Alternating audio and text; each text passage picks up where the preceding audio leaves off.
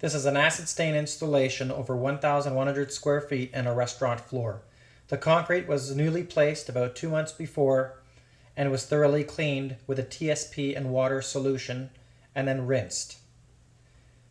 The acid was mixed to the desired consistency into a spray bottle and sprayed onto the floor and scrubbed in with a broom right after its application. The broom will inherently leave some trail marks, so it is necessary or sometimes desired to respray over where the broom has left the marks with an additional top coat and knock out the trail marks. This will leave for a more natural appearance. Continue working in a typewriter fashion from one end to the next, and then always respraying over a second time to remove the strokes from the broom. Full coverage is required for best results.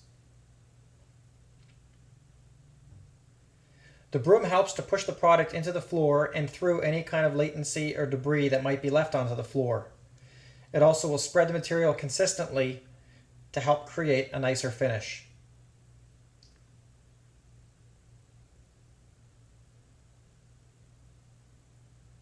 This is what the floor looks after its application. Over time, the floor will begin to dry. Some acid stains react differently than others and may look a little bit different at this period. This is a short while after about 4 hours after the product has reacted. Notice some dry patches on the floor. After the proper reaction time, it is time to get ready to neutralize the floor, which is done with a mixture of baking soda and water. Other neutralization products are also available. You want to thoroughly saturate the floor with the baking soda and water solution to stop the acid stain reaction, as well as help to remove the residue that's left onto the surface.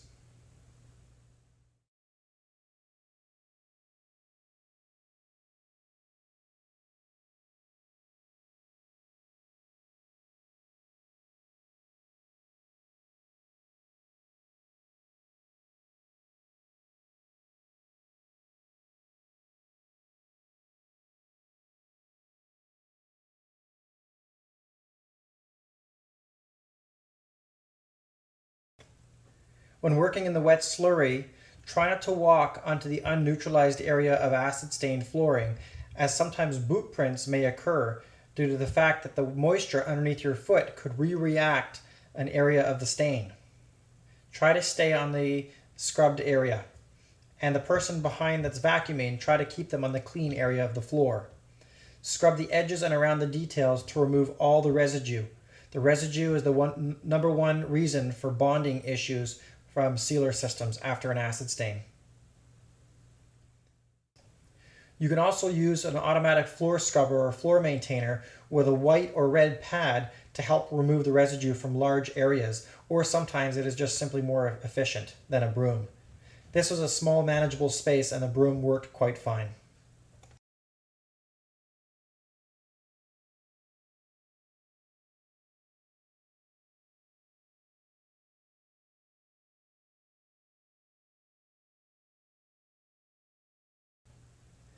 While the material is still wet, go back over the floor with a good quality wet vacuum to remove all the residue and slurry.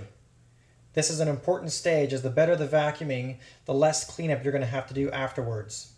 A good quality vacuum head is the key.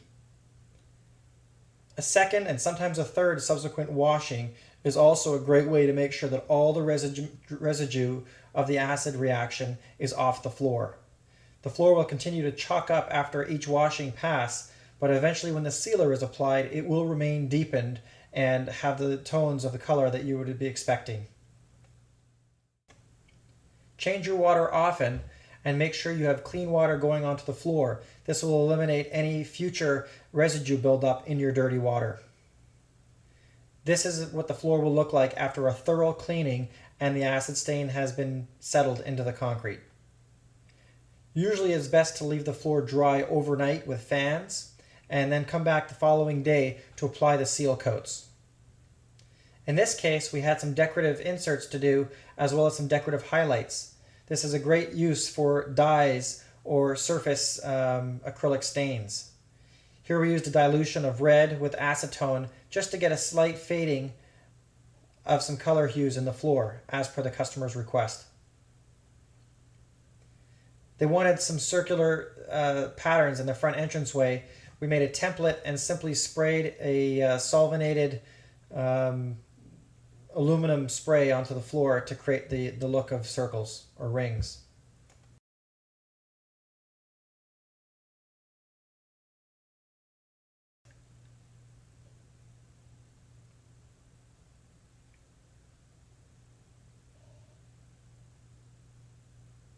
Here's the pattern of rings.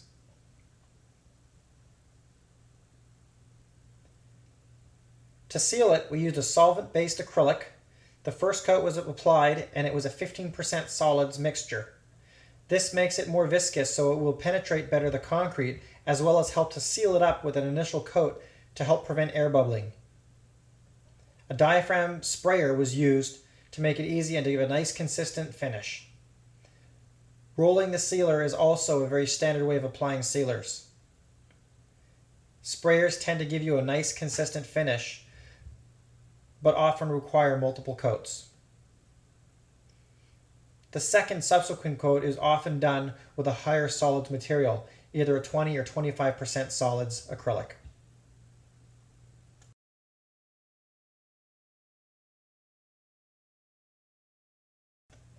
You can see even after only one coat, the floor is starting to come together. A second coat will add additional protection, as well as add an additional layer of a wear layer. The floor can be left like this, but in a restaurant situation, it is advisable to apply a floor finish or wax to add additional protective layers and make it easy to maintain. Acrylic floor waxes are easy to apply. You can use an applicator and spill method. In this case, you spill the material into a thin band across the floor, and with a lamb's wool applicator, you simply swipe the material on the floor in a consistent way. Floor finishes will generally dry in 20 to 40 minutes, where a subsequent coat can be applied. Sometimes 2, 3, or even 4 coats are applied to add the maximum protection and maximum shine.